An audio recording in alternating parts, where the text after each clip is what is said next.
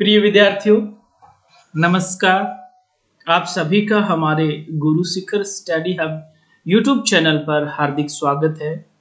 प्यारे बच्चों, अगर अभी तक आपने हमारे इस चैनल को सब्सक्राइब नहीं किया है तो प्लीज सब्सक्राइब कर दीजिए और बेल बटन आइकन पर क्लिक जरूर कर दीजिए ताकि नए आने वाले वीडियो के नोटिफिकेशन आप लोगों को लगातार मिलते रहे। जी हाँ, हमारी कक्षा 12 के अनिवार्य हिंदी की जो सृजन नाम की जो पुस्तक है उसके चैप्टर हमारे चैनल पर लगातार चल रहे हैं। चैप्टर पूरे होने के बाद हम लोग टेस्ट भी ले रहे हैं। तो पिछला चैप्टर मैंने आप लोगों को करवा दिया था और अब जो आज का जो चैप्टर है, हाँ जी, बिहारी सतसई से अपना चैप्टर हो चुका है। आज का है वीर रस के कवित, 5वां चैप्टर है। ये दोनों चैप्टर आज वाला और कल वाला पीछे हो गया। 2 चैप्टर कंप्लीट होने के बाद फिर आप लोगों का एक टेस्ट होगा। उस टेस्ट को मैं आप आज ही बता देता हूँ, आप लोग अच्छी तैयारी कर लेना। सिर्फ टेस्ट की सूचना मैं आपको डाल दूंगा। ये वीडियो आप लोग लगातार देखिए और पूरा जरूर देखा करें ताकि आपके समझ में आ जाए। हम लोग कोशिश कर रहे हैं कि कुछ एक्स्ट्रा चीजें भी आप लोगों को बताते रहे ताकि आप लोगों के ध्यान में रहे। तो फिर हाँ जी, सभी विद्यार्थियों से निवेदन है कि आप लोग वीडियो लाइक जरूर कर दें और उन सभी दोस्तों के साथ शेयर करें जो कक्षा 12 में अध्ययनरत है ताकि सभी विद्यार्थियों का फायदा हो। हाँ जी, और अपने चैनल से अधिक बच्चे जुड़ेंगे तो उनको बहुत कुछ सीखने को मिलेगा। हम लोग बीएसटीसी और पीटीएट की जो तैयारी कर रहे हैं ना, जो बच्चे प्री बीएड और प्री बीएसटीसी वाला एग्जाम देंगे आगे, है ना, उन बच्चों के लिए भी कोशिश कर रहे हैं कि उनके जो ओल्ड पेपर जो है, प्रीवियस पेपर जो आए हुए हैं ना, उनको सॉल्व कराएंगे ताकि उन बच्चों का जो कॉन्फिडेंस लेवल है वो बढ़ जाए। और ये बात भी तय है कि जो बच्चा सॉल्व पेपर देख लेगा तो उसको फॉर्मेट समझ में आ जाएगा, है ना। और फॉर्मेट समझ में आना बहुत ही जरूरी होता है किसी भी एग्जाम का, चाहे कोई भी एग्जाम हो।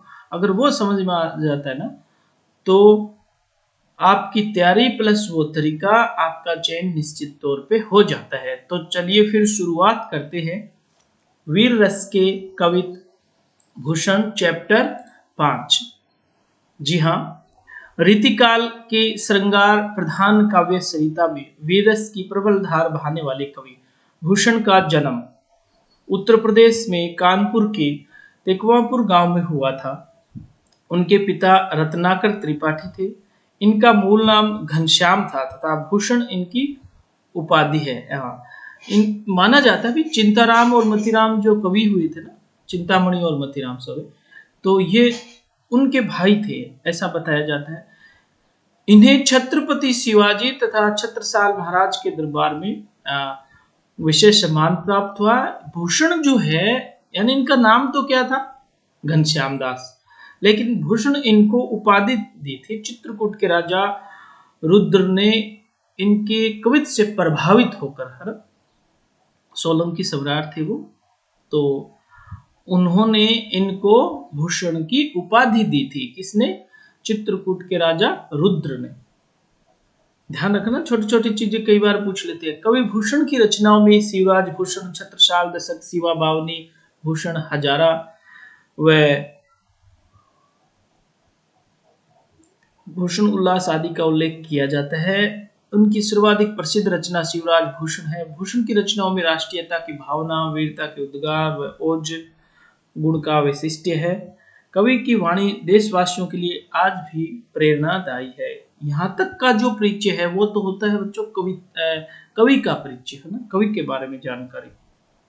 अब इन कवि के बारे में कुछ चीजें प्रसिद्ध जो है ना, ऐसा बताया जाता है कि ये कान्यकुब्ज ब्राह्मण थे और काम धंधा कुछ करते नहीं थे। तो एक बार इन्होंने घर की बात बताई, इसका उल्लेख आता है ऐसा कि इन्होंने अपनी भाभी जी से नमक मांगा तो उन्होंने ताना दे दिया कि भाई नमक कमा कर लाओ, काम धंधा तो आप कुछ करते नहीं हो तो आप कमा कर लाओ। तो उसी समय इन्होंने घर छोड़ दिया था और कहा कि भी कमा कर ही लाएंगे और तभी खाएंगे। अब इनके बारे में ये प्रसिद्ध है कि इन्होंने 1 लाख रुपए का नमक भाभी को भिजवाया था। यानी वो इतने फिर फेमस हो गए, प्रसिद्ध हो गए, इन्होंने इतने कवित बना लिए थे, तभी चित्रकूट नरेश जो आया था ना अभी, हाँ, के पुत्र रौद्र सोलंकी ने इनकी कविता सराही और इन्हें भूषण की उपाधि प्रदान की। समझ में आ गई? यानी कुछ, हर कवि के पीछे कुछ ना कुछ कहानी होती है जो एक्स्ट्रा हमें सीखने को मिल जाती है। तो चलिए फिर अब शुरुआत करते हैं। आज का जो हम कवित पढ़ेंगे उसमें क्या क्या आ रहा है वो अकॉर्डिंग टू आपकी जो पुस्तक है उसके अनुसार बता देता हूँ। प्रस्तुत पाठ में कविवर भूषण के 5 कवित लिए गए। कितने हैं? 5 कवित है। शिवाजी जब युद्ध के लिए प्रस्थान करते हैं तो संसार भर में खलबली मच जाती है। धूल के गर्द में सूर्य तारे जैसा लगने लगता है। समुद्र थाली में रखे पारे की तरह प्रतीत होता है। औरंगजेब के दरबार में समुचित सम्मान न पाकर क्रोध से उबलते शिवाजी का रौद्र लाल मुख देखकर औरंगजेब का मुख काला व उसके सिपाहियों का मुख भय से पीला पड़ जाता है। शेषनाग विधाता यानी कि करतार यमराज के दायित्व को असल में तो शिवाजी ही निभाते हैं। ये इन्होंने कवित बनाए हैं, है ना। अतिशोक्तिपूर्ण कविता है, बहुत मतलब पढ़ेंगे तब पता चल जाएगा। शिवाजी का शत्रुओं पर आधिपत्य ऐसा है जैसे इंद्र का जंभासुर पर, बड़वानल का सागर पर, राम का रावण पर, वायु का बादलों पर। अब जो आधिपत्य सिस्टम बताया ना इन्होंने, है ना, शंकर का कामदेव पर, परशुराम का सहस्त्र भाव पर, दवाग्नि का वृक्षों पर, चित्ते का मृग समूह पर, शेर का हाथियों पर, प्रकाश का अंधकार पर, श्री कृष्ण का कंस पर। कैसे इन्होंने बहुत सारे उदाहरण देके ये चीजें स्पष्ट किए कि भी ऐसा है। कभी मानते हैं कि सूर्य के समान नवखंड भूमंडल पर सर्वत्र शिवाजी का वर्चस्व है। यानी इन्होंने शिवाजी की महिमा मंडन जो की है ना, बहुत ही अतिशयोक्तिपूर्ण, है ना, बढ़ा चढ़ाकर। तो चलिए फिर शुरुआत करते हैं वीर रस के कवि। साजी चतुरंग सेन अंग में उमंग धारी, सरजा शिवाजी जंग जीतन चलत है। भूषण भनत नाद बिहद नगारन के, नदी नद मद गेबरन के रलत है। एल फेल घेल भेल खलक में गेल गेल, गजन की ठेल पेल सेल उस लत है। तारा सुतरनी धुरी धारा में लगत, जिमी धारा पर पारा पारावारियो हालत है। ये कवित छंद है। साजी चतुरंग सेन अंग में उमंग धरी। साजी मतलब सजाकर, चतुरंग सेन। अब पहले क्या होता था, आजकल तो अपने अब बहुत सारा सिस्टम हो गया ना, हाँ, वायु सेना, थल सेना, जल सेना। पहले सेना के 4 अंग प्रमुख माने जाते थे, है ना, हाथी, घोड़े, रथ और पैदल। तो वो कह रहे कि भाई साजी चतुरंग सेन, सेन मतलब सेना, अंग में उमंग धरी, चारों प्रकार की सेनाओं से सुशोभित कह सकते हैं, सजाकर कह सकते हैं। सरजा शिवाजी, सरजा उनकी क्या है, शिवाजी की उपाधि है। जंग जीतन चलत, यानी जंग जीतने के लिए महाराज शिवाजी 4 प्रकार की सेनाएं तैयार करके, हाँ, और सेनाएं भी कैसी, अंग में उमंग धारी। अब सेनाओं में भी बहुत ज्यादा उत्साह था, उमंग थी कि हम युद्ध जीत के आएंगे। भूषण भनत नाद बिहद नगारन के। अब मनत नहीं, भनत या मनत कहना होता है। भूषण कह रहे हैं कि नाद बिहद नगारन के, नदी नद मद गेवरन के रलत है। अब यहाँ पे ये कैसे उदाहरण देके समझा रहे चीजों को ना। एल फेल घेल वेल खलक में गेल गेल, गजन की ठेल पेल सेल उस लत है। तारा सो तरनी धुरी धारा में लगत, जिमी जिमी जैसे थारा पर पारा पारावारियो हलत है। आपको कठिन शब्दार्थ समझा रखे हैं, साथ में आराम से आप लोग पढ़ लेना, है ना, बता रखा है ना। जंग युद्ध मानत भानत या भनत, मानत जो है ना मतलब कहते हैं। नाद शब्द, ध्वनि जो होती है। विहद भारी, घोर। नगारन के मतलब नगाड़ों की ध्वनि इतनी। अभी युद्ध में जब जाते थे तो पहले नगाड़े बजाते थे, जोश भरने के लिए होता था। वो जो, हाँ, चित्रांकन किया है इस कविता के अंदर, यानी इस छंद में उन्होंने वो चित्रांकन किया कि सेना जब चलती है तो क्या क्या हो रहा है, कैसा माहौल बना था उस टाइम में, है ना। मद हाथी की कनपट से टपकने वाला धर्म, गैबरन हाथियों का, दलत मिलता है ना, रलत कह सकते हो, रलत दलत जो है एल फेल माने फैल जाना, फैल भेल, खलबली मच जाना, है ना, भयभीत हो जाना। भाई शायद सी बात है, सेना जब चलेगी तो लोगों में खलबली तो मचेगी, है ना, भयभीत भी हो जाएगी। खलक, खलक मतलब संसार में, गेल गली गली में गजन, गजन मानी हाथियों की ठेल फेल सेल उछलत है। अब हाथियों के चलने से, ठेल फेल मतलब धक्कों से, सेल पर्वत होता ना, हाँ, पर्वत भी हिलने लगे, उखड़ने लग गए। अब जैसा कवि ने बताया भाई ऐसा। आगे क्या करे, तारा सो तरनी धुरी धारा में लगत जिमी। अब इनका भी हम साथ साथ में पहले कठिन शब्दार्थ देख लेते हैं, फिर इसका व्याख्या देखेंगे।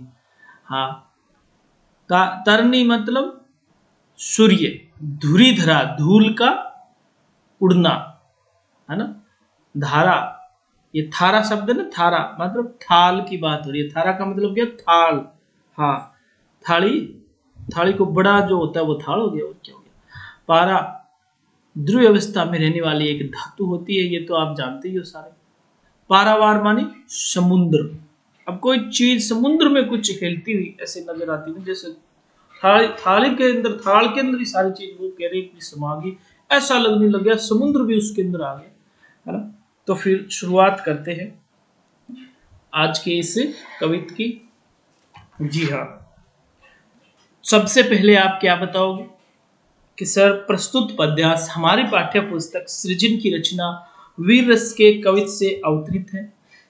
इसके रचयिता कवि भूषण है, जिनका मूल नाम क्या था, घनश्याम था। हाँ, कवि ने यहाँ शिवाजी की वीरता का वर्णन करते हुए युद्ध के लिए सेना के प्रस्थान के समय का वर्णन किया है। कवि क्या कह रहे हैं, अब हम यहाँ से व्याख्या स्टार्ट करेंगे। तो कवि भूषण ने कहा है कि छत्रपति महाराज शिवाजी अपनी चतुरंगिणी सेना सजाकर युद्ध के लिए जब रवाना हुए, तब हाथी, घोड़े, रथ से युक्त सेना के सभी अंगों में एक उत्साह भर गया, यानी साजे चतुरंग सेन अंग में उमंगदारी, सरजा शिवाजी जंग जीतन चलत है। जब जंग जीतने के लिए महाराज शिवाजी चारों जो चतुरंग सेनाएं जो थी वो सजा के जब चलने लगे, है ना, तो अंगों में एक उत्साह भर गया, जिनसे शिवाजी युद्ध जीतने चले। सेना के प्रस्थान पर, अब आगे क्या कह रहे हैं कि भी कह रहे कि सेना के प्रस्थान पर जोर जोर से नगाड़े बजने लगे। भूषण भनत नाद बिहद नगारन के, है ना, यानी भारी ध्वनि शुरू हो गई नगाड़ों के, नगारन के, और सभी इस प्रकार लहराते हुए चलने लगे मानो हाथियों की कनपटी से मध्य की नदी लहराती जा रही है। इस प्रकार उत्साह से भरे हुए उछलते कूदते सैनिकों को देखकर सारे संसार की गली गली में खलबली मच गई है। रास्ते में धूल उड़ाते जा रहे हाथियों की मस्त चाल और आपसी ठेलम ठेल से ऐसा लगता है मानो पहाड़ ही उखड़ते जा रहे हैं। यानी अब वो जब चलने लगे तो वो माहौल इन्होंने बता दिया। इन्होंने, कवि ने तो अपनी भाषा में बताया ना, जो हाँ ओजपूर्ण भाषा, नदी नद बेगेवर मद गेवरण के रलते एल भेल खेल, एल फेल खेल भेल खलक में गेल गेल, गजन की ठेल पेल सेल उछलते है। अब वो कह रहे कि जब हाथी घोड़े सब चल रहे तो घोड़ों हाथियों की वजह से क्या होगा, सेल उछलता है। सेल मतलब पर्वत, है ना, वो भी उखड़ने लग गए थे वो जैसे सेना रवाना हुई, तो वो वर्णन यहाँ पे आया है। अब बड़े बड़े हाथी पहाड़ के समान लग रहे, दूर दूर तक उड़ती धूल से सूर्य भी ढक गया। अब जाहिर सी बात है, इतने लोग जब चलेंगे, तेज चलेंगे, पैदल चलेंगे, तो हाँ धूल का अंबार जो होगा वो तो होगा ही होगा, तो धूल के बादल बन गए।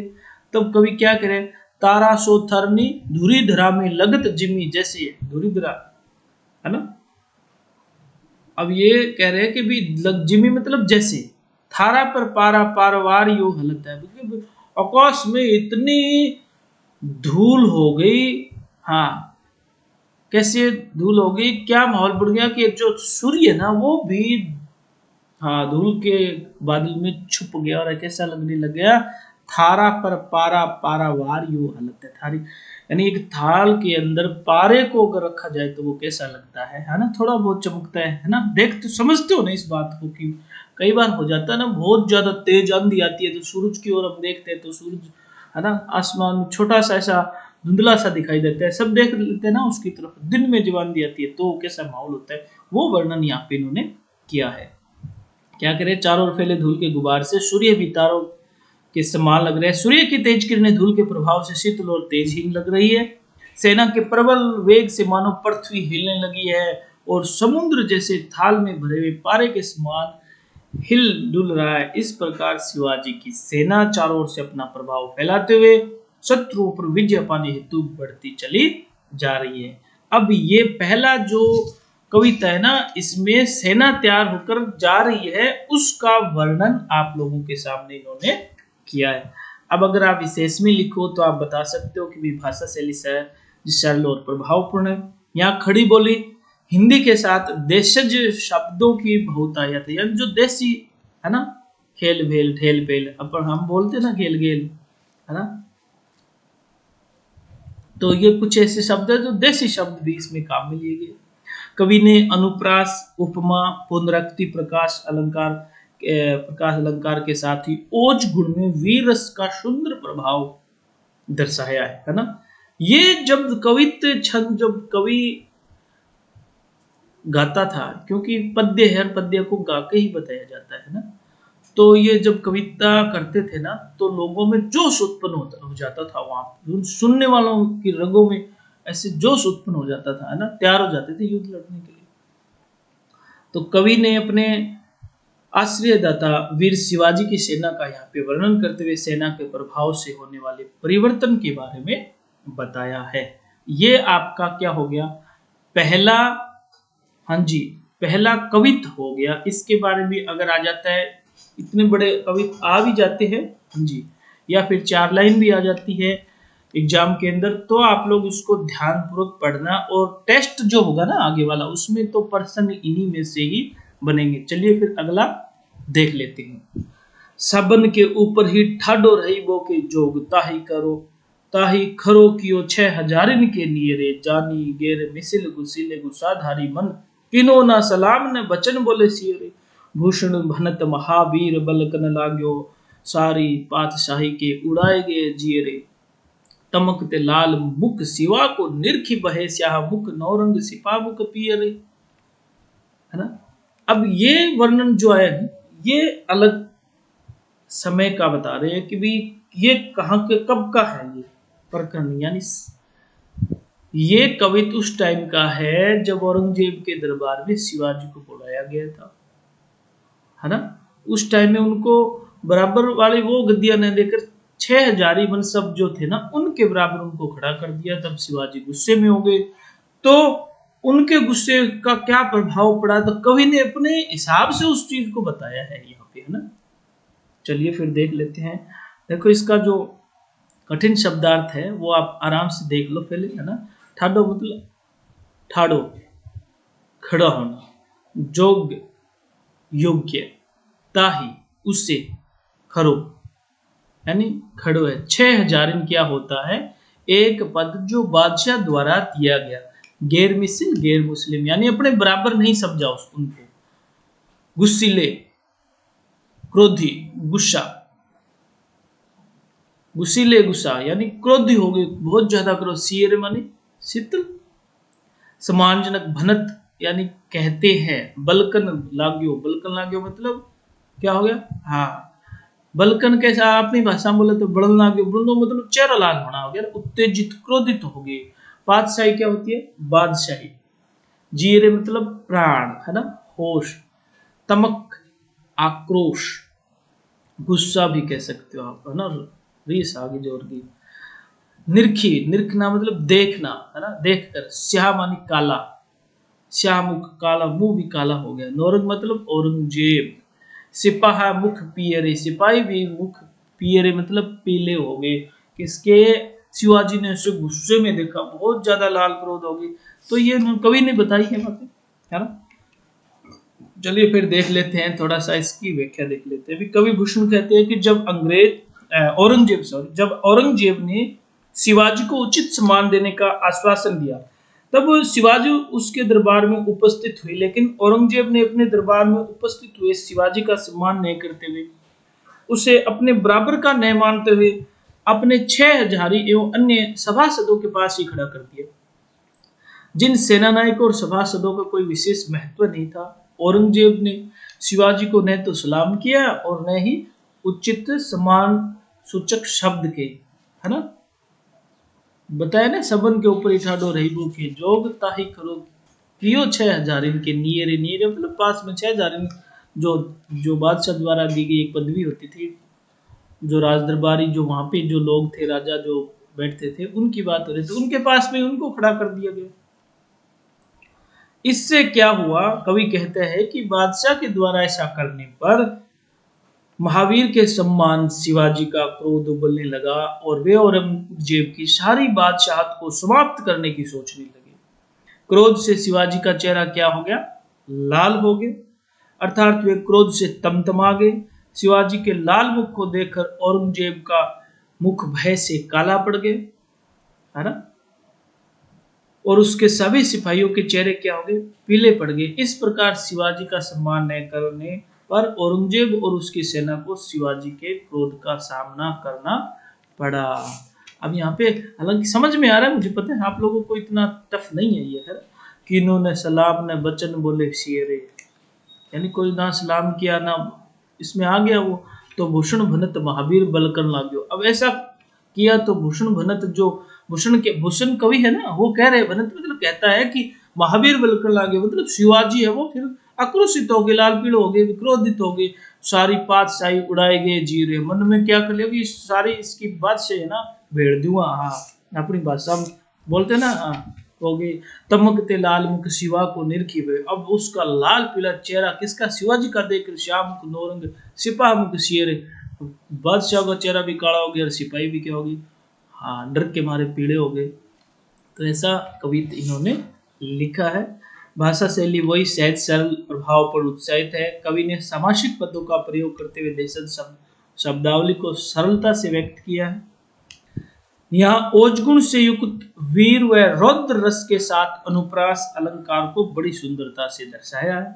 कवि भूषण ने छत्रपति शिवाजी के क्रोध को अपमान से जोड़कर सभी को अपना स्वाभिमान बनाए रखने की प्रेरणा दी है।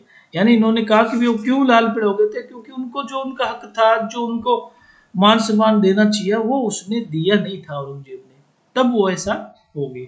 चलिए फिर अगला रस कवि चेक कर लेते हैं।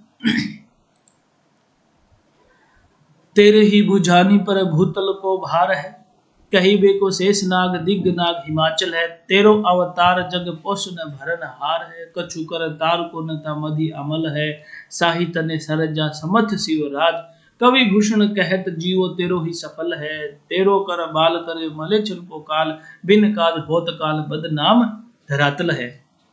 हाँ जी, अब ये ऐसे कविता सुनाकर है ना, कवि जो होते ना राजाओं में जोश भर देते थे, कवि बस आप सब कुछ आप ही हो, है ना, कितने इन्होंने शेषनाग दिग्नाग भगवान के बराबर मान के सबको बोल दे, बस जो कुछ भी हो ना आप ही हो, और आपके ही हाथ में सब कुछ, है ना, आप ही इस लिखा ना, तेरो कर बाल करे मलेचन को काल, यानी तेरी जो तलवार है, किसको कह रहे हैं, शिवाजी को कह रहे हैं कि शिवाजी कर बाल करे मलेचन को काल, यानी आपका जो तलवार, कर बाल मतलब आपके हाथ में जो तलवार है ना, यही उस मलेचन को काल है, यानी अत्याचारी जो राजा है उसको बोला गया, ये उसका काल है। बिन काज होत काल बदनाम धरातल है ना, बेकार ही होना, ये धरातल है ना, बदनाम धरातल है, ये धरती बदनाम हो रही है, ये शिवाजी आप ऐसा कुछ करो, यानी उनको उनके अंदर जोश भर दिया।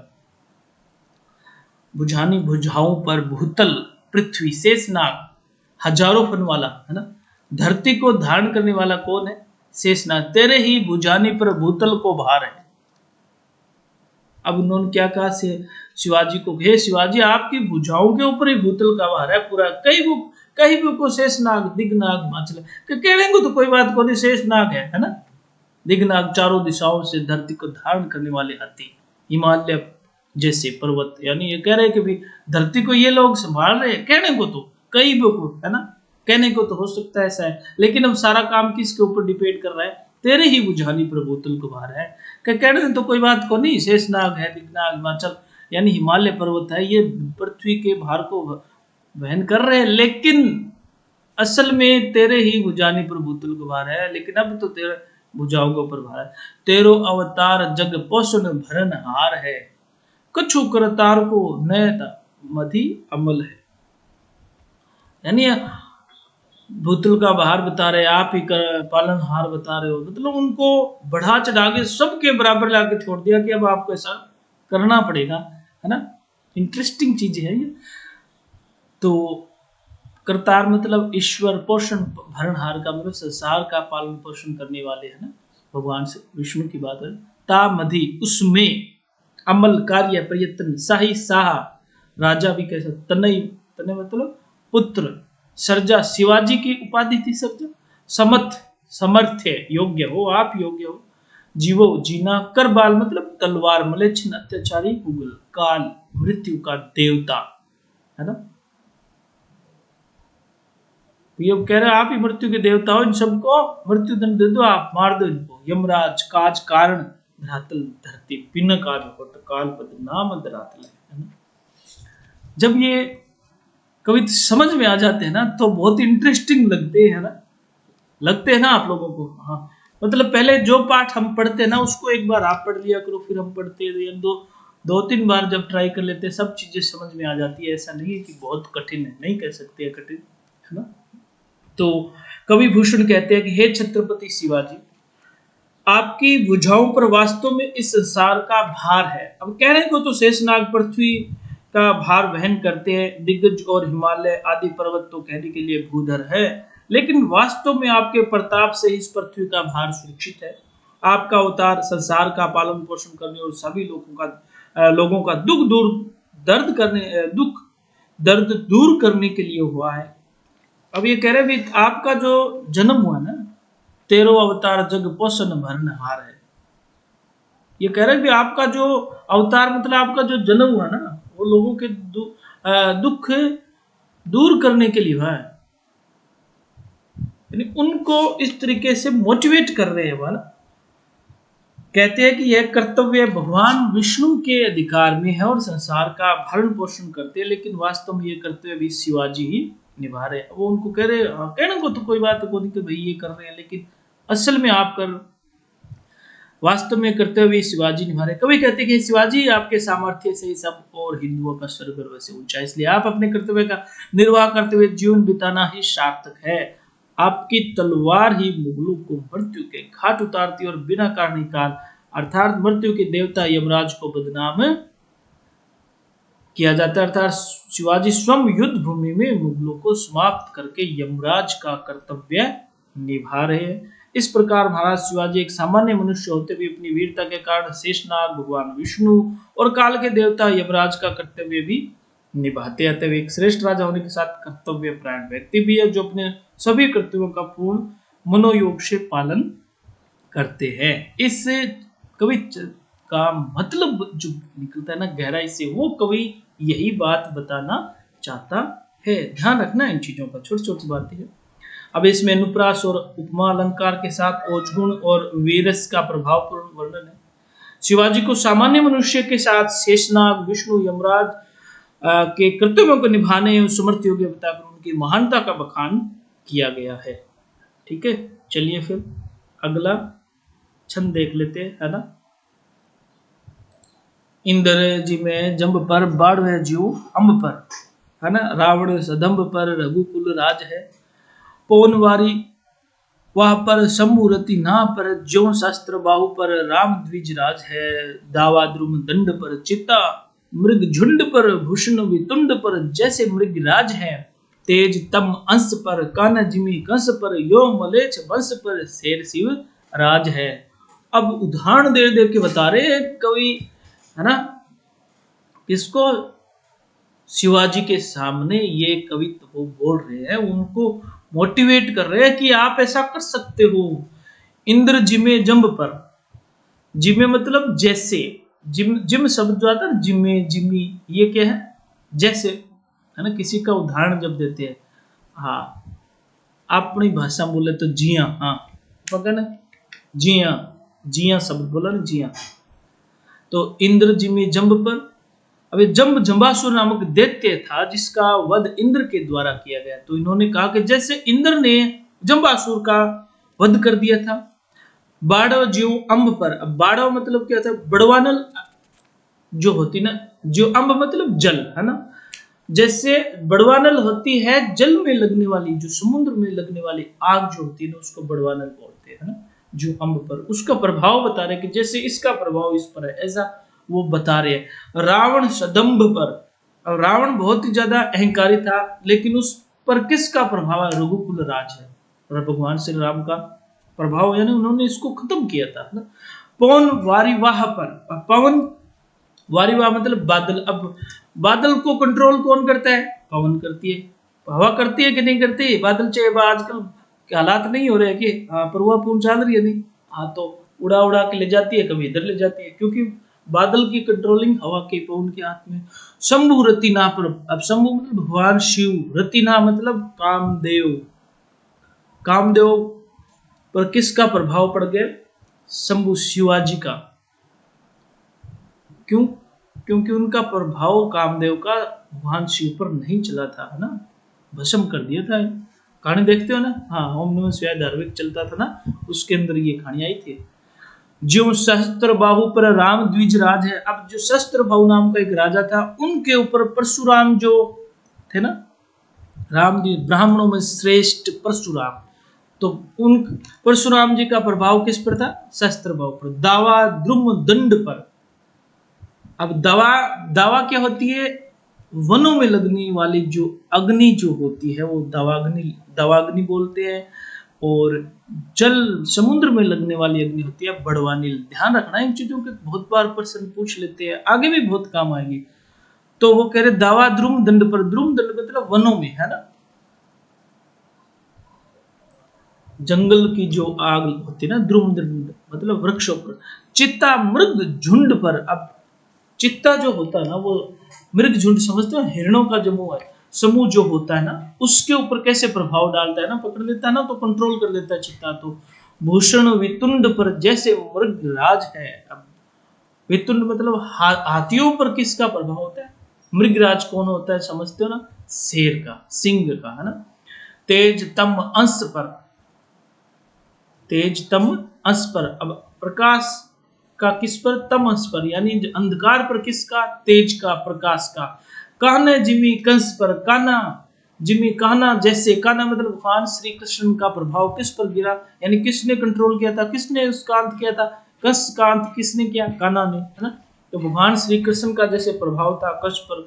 यो मलेच्छ वंश पर, शेर शिवराज है। तो ये जो मुगल बस है, इस पर आपका अधिकार होना चाहिए, आपका प्रभाव होना पर, शेर शिव राज है। तो शेर इस वंश का शेर मतलब इसको कंट्रोल करने वाला कौन है, शिवराज है। यानी उनको इतना मोटिवेट कर दिया, इतने उदाहरण दे देकर, है ना। चलिए फिर इसकी व्याख्या हम समझ लेते हैं पूरी तरीके। ये तो हमने एक एक शब्द की, लाइनों की कोशिश की थी कि भी इस तरीके का अर्थ बना रहे हैं हम लोग ना।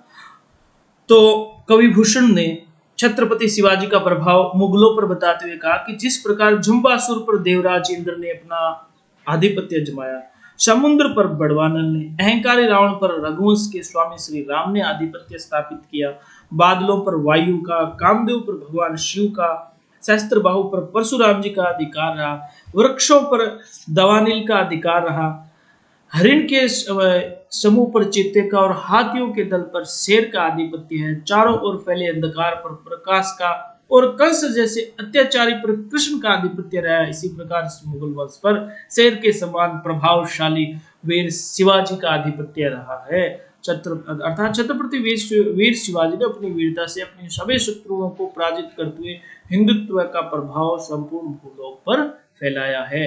कवि ने ये बात हमको बताई है ना, क्योंकि वे हाँ बड़ाई भी तो करते रहते ना अपने स्वामी की, तो ये चीजें यहाँ पर आई है।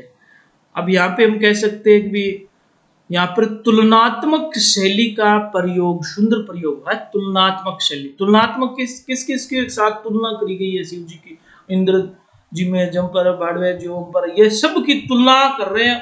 आखिर में लाके कहाँ छोड़ दी इन्होंने, हाँ शिवाजी के ऊपर लाके छोड़ दी। जैसे वो कह रहे कि जैसे उन्होंने किया वैसे आप करो, है ना। तो ये उस, है ना, बहुत इंटरेस्टिंग छंद है ये, कवि छंद जो आया। समझ में आ रहा है ना? किसी को कोई दिक्कत हो तो आप मुझे कमेंट में पूछ सकते हैं। हाँ जी बिल्कुल, ये पाठ में हम लोग खो गए थे, मुझे भी नहीं पता चला कितने कवित्व हो गए हैं। हाँ लगभग 4 हो गए, है ना, एक और बचा है, तो ज़्यादा नहीं है, छोटा ही है। आप लोग लगातार पढ़ते रहे और अच्छी तैयारी करें भाई, क्योंकि यहाँ पर जो उदाहरण इतने सारे जो कवित्व में आ चुके हैं ना, तो इससे प्रश्न भी बहुत बनते हैं ना। तो आप लोग अच्छी तैयारी करना, ताकि अगले टेस्ट में आप लोग ज्यादा से ज्यादा विद्यार्थी टॉप करो, है ना। 2 चैप्टर हो जाएंगे, पेपर भी थोड़ा बड़ा लेंगे ना, 10-15% का नहीं लेंगे, 30% का हम लोग कोशिश करेंगे। 30% कम से कम अगले टेस्ट में आप लोगों की आए, 30 में से 30 नंबर भी आए। आप लोग पढ़े, आपके पास सब सुविधा ही है। कुछ बच्चे जो मेरे पास मैसेज करते हैं, मैं उन लोगों को बताना चाहता हूँ कि भी देखो, सब चीजें आप लोगों के पास जो पासबुक है ना, जरूरी नहीं कि पासबुक में सब चीजें ही सही हो, है ना। थोड़ी बहुत गुरुजनों से भी राय ले लिया करो। हाँ, तो कुछ में कई चीजें गलत भी आ जाती है ना, लिखते वक्त हो जाती है ना, मानवीय भूल हो सकती है, टाइपिंग मिस्टेक हो सकती है, लेकिन आप लोग पुस्तक का रेफरेंस जरूर लिया करो। मेन जो ऑथेंटिक जो है ना, वो पुस्तक ही होती है। और आप लोग मुझे कमेंट बॉक्स में कमेंट जरूर कर दिया करो भाई, हाँ रियल बता रहा हूँ, मुझे नहीं पता चला मैंने कितने छंद करवा दिए, अब जाके ध्यान में आया कि बीच में आप लोगों से बातें भी होती रहती है ना।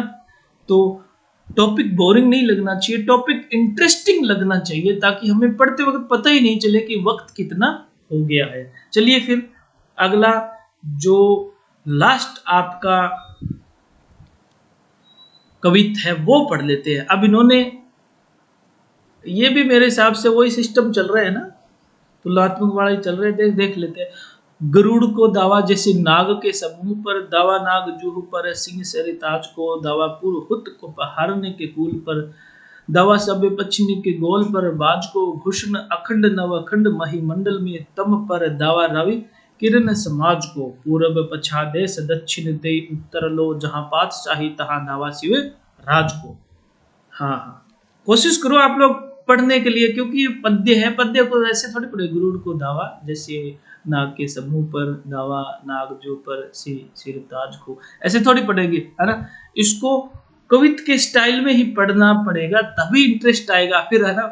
याद भी बहुत जल्दी हो जाती है ना, कई बार देखते हैं ना हम लोग आते हैं ना ऐसे। हाँ, जो कवि लोग जो होते हैं ना, उनको अगर सुनते हैं ना, उस स्टाइल में हमें याद करना है तो याद उसी स्टाइल में होगा भाई। जल्दी जल्दी पढ़ना है तो उसको इंटरेस्ट के साथ पढ़ो। गरुड़ को दावा जैसे नाग के समूह पर, दावा नाग जो पर सिंह सिरताज को, है ना। अपने आप ही शब्द समझ में आ जाएंगे आपको, आप पढ़ते रहो बस। अब यहाँ पे कठिन शब्द के अंदर जो आए हैं वो, नागजू मानी हाथियों का समूह, पुरहुत क्या होता है? पुरहुत मतलब इंद्र की बात हो रही है। सरताज सबसे शक्तिशाली, श्रेष्ठ, कुल, वंश। गोल का मतलब समूह, पश्चिम पक्षियों, अखंड संपूर्ण, नवखंड 9 खंडों वाला, है ना। पहले 9 खंड माने गए थे ना, अपना 7 द्वीप है ना, 7 द्वीप, उस टाइम में 9 खंड मानते हो। महिमंडल पूरी पृथ्वी 9 खंड महिमंडल में, यानी उस टाइम में 9 मानते थे। अब वो कवियों का अपना अपना हिसाब है, उसमें हम नहीं जा रहे। हाँ, तम मतलब अंधकार, रवि किरण समाज, सूर्य की किरणों का समूह, पच्छा पश्चिम दिशा, देश, देश है, दक्षिण दक्षिण, पातशाही मतलब बादशाहत, औरंगजेब का शासन, दावा प्रभाव आधिपत्य हमला, है ना, दावा करना कोई चीज के लिए, है ना। तो देख लेते हैं फिर समझ में, अब तो आ गए ना समझ में। हाँ, अब ये कह रहे हैं कि गरुड़ का दावा जैसे नाग के समूह, जैसे गरुड़ जो है ना, हाँ, गरुड़ का मतलब समझते हो, नागों को मारने वाला जो होता है, मोर भी कह सकते हो इसके लिए ना। दावा किस पे होता है? नाग के समूह पर गरुड़ झपटा मारता है ना, मार देता है। वह दावा नाग जू पर सिंह सिरताज को।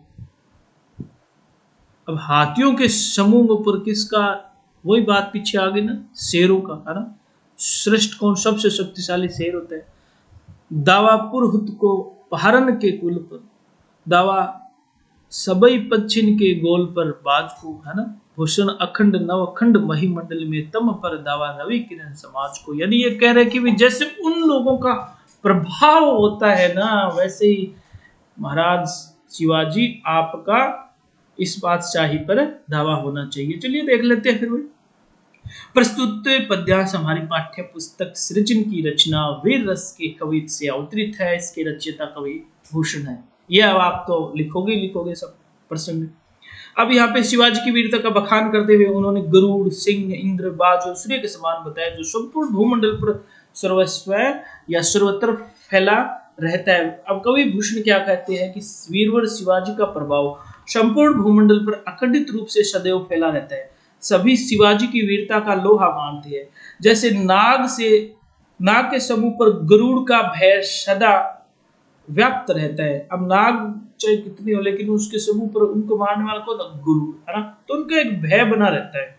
वैसे ही मुगलों पर सिंह के सम्मान वीर शिवाजी का प्रभाव बना रहते हैं। देवराज इंद्र जैसे संपूर्ण जल मंडल पर अपना प्रभाव रखते हैं ना। दावा पुरहुत को पहारन के गोल पर, यानी पूरे जल मंडल जो है उसके ऊपर, सबके ऊपर, है ना। हाँ, अब जल मंडल क्यों शब्द है, आप बोलते नहीं है क्या? हाँ, इंद्र भगवान की पूजा, क्योंकि बारिश के देवता उन्हीं को माना गया ना। हाँ, तो वो कह रहे कि जल मंडल पर अपना प्रभाव रखते हैं।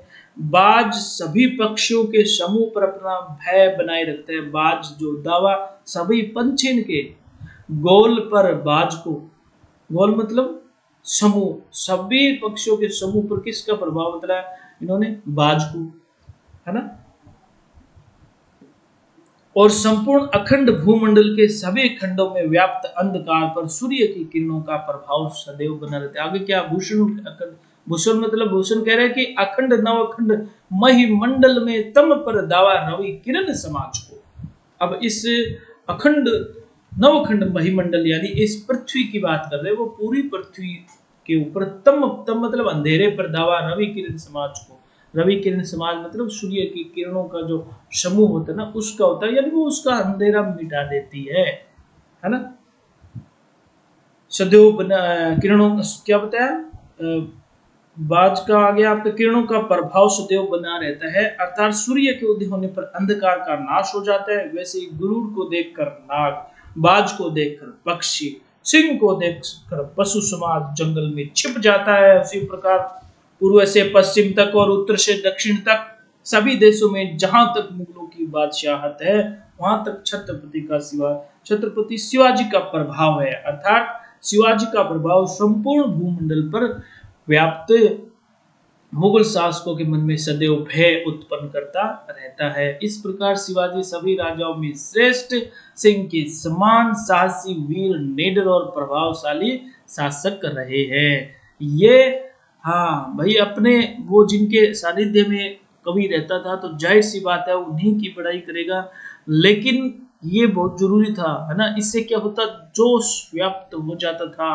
हाँ, रगों में खून दौड़ने लगता था, है ना। हाँ, ये एक तरीके का मोटिवेटर थे जो कवि जो थे ना।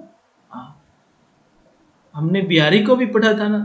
बिहारी में हमने क्या पढ़ा कि जब राजा मिर्जा जय सिंह राजकाज छोड़ के अपनी नवविवाहिता रानी के चक्कर में काम धंधा, उसने सारा राजकाज छोड़ दिया था, तब बिहारी जी ने क्या दुआ लिख के दिया, नहीं पराग नहीं मधुर मधु ने विकास ये काल अली कली सो बद्यो आगे कौन अवान। तो उन्होंने कहा कि भाई ये क्या कर रहे हो आप, है ना, पूरा समझा दिया था। कहा ये अगर कैसे रहोगे तो फिर आगे आपका क्या होगा, उन्होंने ये समझा दिया। दुए का अर्थ नहीं बता रहा हूं मैं यहाँ पे, सिर्फ समझाने की कोशिश करो, आप समझ जाओ, है ना। तो ऐसे ही ये जो कवि जो थे वे अपने राजा को, अपने स्वामी को समझाते थे हर तरीके से, और फिर उनकी कीर्ति जो थी, उनके यश का वे गुणगान करते थे बहुत ज्यादा। हालांकि ये अलग बात है कि ये सब चीजें अतिशयोक्तिपूर्ण थी, है ना, क्योंकि वो कोशिश करते कि मेरा राजा, मेरा स्वामी श्रेष्ठ हो सभी राजाओं में, है ना। तो आप सभी ने आज, हाँ जी, ये चैप्टर पढ़ा है, आपको कैसा लगा आप लोग मुझे बताओगे जरूर, कमेंट बॉक्स में आप लोग कमेंट कर दिया करो। हमारी कोशिश रहती है कि हर चीज़ आपके समझ में, फिर भी कोई बातें छूट जाती है तो आप कमेंट में मुझसे पूछ लिया करो। हमारा ग्रुप है गुरु सीकर स्टडी हब, वहाँ पे भी आप मुझे मैसेज डाल सकते हो, पर्सनली मैसेज डाल सकते हो। हम कोशिश करेंगे आपकी शंका समाधान का। तो ये था आज का आपका चैप्टर। इसी के साथ ये चैप्टर यही समाप्त होता है। आगे जो आप लोगों को सभी को मैं बता देता हूं, 2 चैप्टर अपने पूरे हो गए हैं, है ना, चौथा और पांचवा हो गया ना। तो इन दोनों का टेस्ट होगा, आप लोग अच्छी तैयारी कर ले भाई। ये बात अब आप अभी सुन ले, अच्छी तैयारी कर ले ताकि आपको किसी प्रकार की दिक्कत ना। और मैं चाहता हूं आप में से अधिक बच्चे इस बार पूरे के पूरे मार्क्स ले। बस अपना एक ही लक्ष्य है, टॉप 1, है ना। फर्स्ट सेकंड थर्ड रैंक जरूर होती है, लेकिन आप टॉप में ही आओ, तभी पता चलेगा कि आप लोग कितना पढ़ रहे हो। तो यहीं पे मैं इस पाठ को समाप्त करता हूं। आप लोगों का बहुत बहुत धन्यवाद। Thank you.